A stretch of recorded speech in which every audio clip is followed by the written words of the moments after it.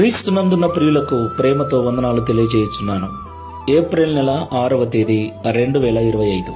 ఈరోజు దావీదు గారి ద్వారా దేవుడు మనకు చేస్తున్న వాగ్దానం ఏమిటనగా, కీర్తనల గ్రంథము 34వ కీర్తన 5వ చరణం. వారు ఆయన తట్టు చూడగా వారికి వెలుగు కలిగెను, వారి ముఖములెన్నడును లజ్జింపకపోవును. ఆమెన్.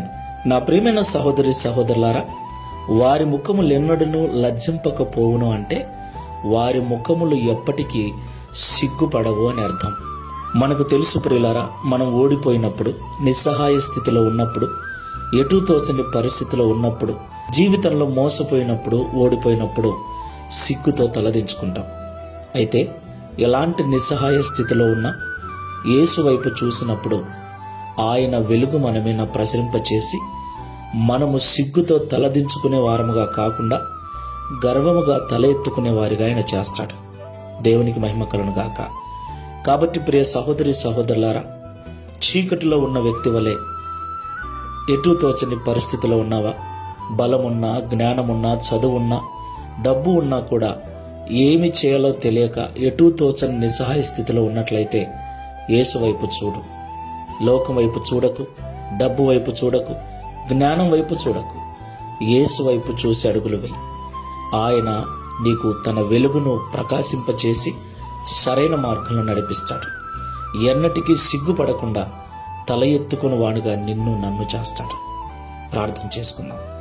ప్రేమ స్వరూపుడమైన తండ్రి, పరిశుద్ధమైన ప్రభువా, మీకు స్తోత్రాలు చెల్లిస్తున్నాం.